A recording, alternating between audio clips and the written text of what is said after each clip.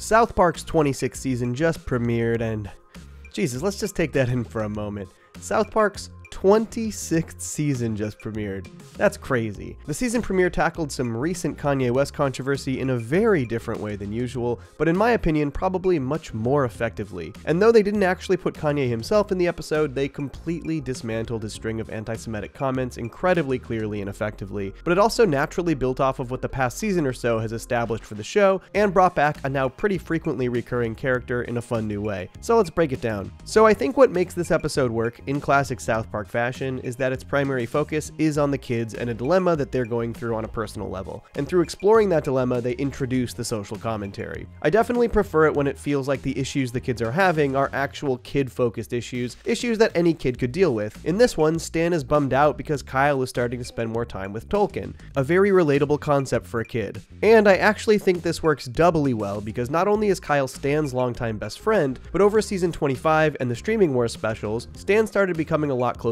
with Tolkien. So his longtime best friend and his new friend are now hitting it off and spending all their time together without him. It not only builds off of the history of the show, but the most recent developments as well, really effectively. Kyle and Tolkien are now making TikToks together, and everybody in the school except for the main gang seems to love it. I was wondering when South Park would feature TikTok more prominently, and the way they showcased Kyle and Tolkien's content made me laugh a lot. I think a lot of older audience members just react the same way that Stan, Cartman, and Kenny do here, dumbfounded by what this even is. Funny side note, I checked out their username, KyleTolkien23, on TikTok, and it looks like South Park Production probably locked down that account. It's set to private, but I would kinda love it if they started animating little TikToks that Kyle and Tolkien make together and just posting them. Post-production Johnny here. As I was editing this, it turns out they actually sent this TikTok live, and it does seem to be from the South Park Production. They're posting Kyle and Tolkien's TikToks, so go follow KyleTolkien23 on TikTok. But Stan's jealousy over the situation kicks Cartman into action, and as per usual, that's what sends everything flying off the rails. In order to try and split Kyle and Tolkien up, he starts trying to fill Tolkien's head with anti-Semitic lies about Kyle, particularly echoing the idea that Kyle runs Hollywood. And this idea starts spreading around not only the school, but also the entire town. Can we just admit this whole woke thing isn't working? I mean, it's been great in so many ways, but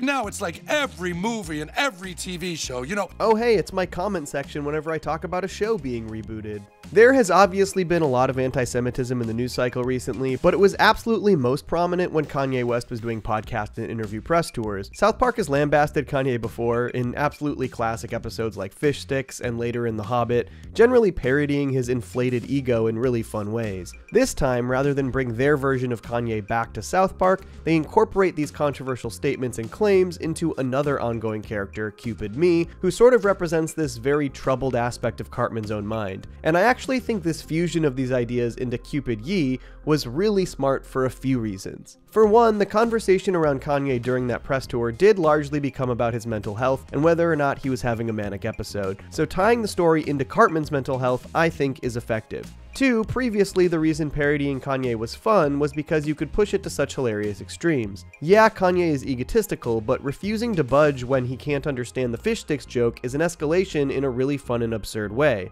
But now Kanye is saying things that are absurd and harmful, and he's also doing it in a way that is frankly beyond parody. Like, how are you going to escalate Kanye into parody when he's already going on talk shows praising Hitler? The answer is you probably aren't. And lastly, I think that Cupid Ye's whole arrow gimmick is a really apt visualization for how these anti-Semitic ideas kind of end up spreading. It seems like it should be very easy for these harmful stereotypes to get weeded out with the simplest of research and critical thinking, but the more they're echoed in the news cycle, even if it's to criticize the takes, the more people sort of just get stuck with these little Nazi arrows. And this stuff really has been spreading. I've been running this channel for over 6 years, and in all that time, I have never once gotten any even remotely anti-Semitic comments, that is until the last 6 months or so. No joke, there has been a real influx. Just last week, I got someone who blamed Justin Roiland's ousting from Rick and Morty on quote-unquote a Jew in Hollywood. Yeah, it's getting pretty gross out here. And I know these are mostly outliers, but still, I think that South Park's approach to shooting down Kanye's claims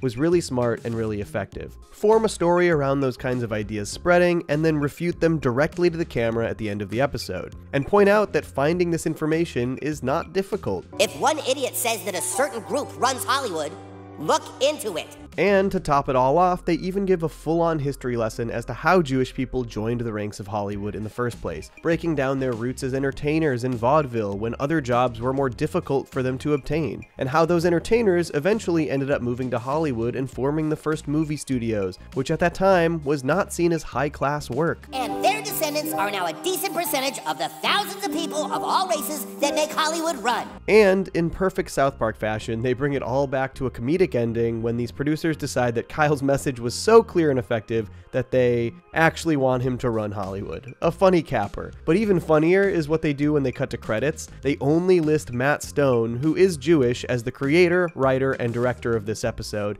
even listing Trey as the assistant to Mr. Stone. But I really love that South Park was the show to approach this issue so clearly, because frankly there are a lot of people who watch South Park who are a little bit impressionable. I hope this one gets through to them. Of course, I expect I'll still get a lot of weird and awful comments about it too, so that's cool. There were a few other things I really liked about this episode. One, when everyone started confronting Kyle about the aspects of Hollywood they don't like, you hear some pretty funny complaints. Oh, Lord of the Rings prequel show? Aren't there enough superheroes? A Super Mario movie? Mushroom Kingdom, here we come! But from a character standpoint, I especially loved that when Kyle is being confronted, Tolkien and Stan were the ones to stand with him and defend him. I've actually really loved Tolkien's increased presence since The Big Fix, and seeing him now have a real friendship with both Stan and Kyle is pretty satisfying. For the most part, it seems like South Park is continuing to get back to basics with these short little seasons that have become the new norm. Season 25 mostly contained episodic adventures focused on the kids with some minor continuity sprinkled throughout, while the Paramount Plus specials have sort of dived headfirst into the bigger two-part serialized stories. And while it is kind of a bummer that we only get 6 regular episodes a year now, I think this format is giving us the best amount of variety and storytelling we can hope for. And this first episode effectively built off of some of the more subtle character relationships we saw grow in the last set of episodes while telling its own standalone story. It maintained the small status quo shifts like Cartman living in the Coney Island hot dog stand or Tolkien's family running Credigree Farms,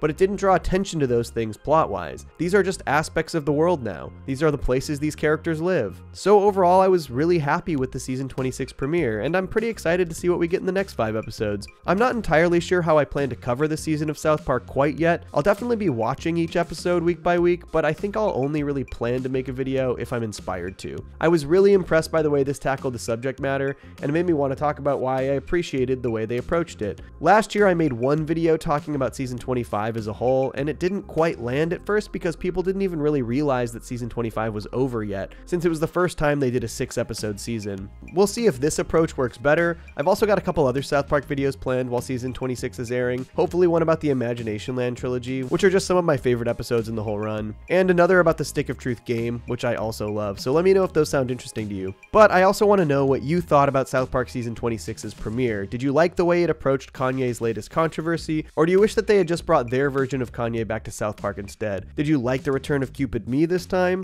Let me know below in the comments, and stay tuned for more. Peace. Johnny! Two cellos!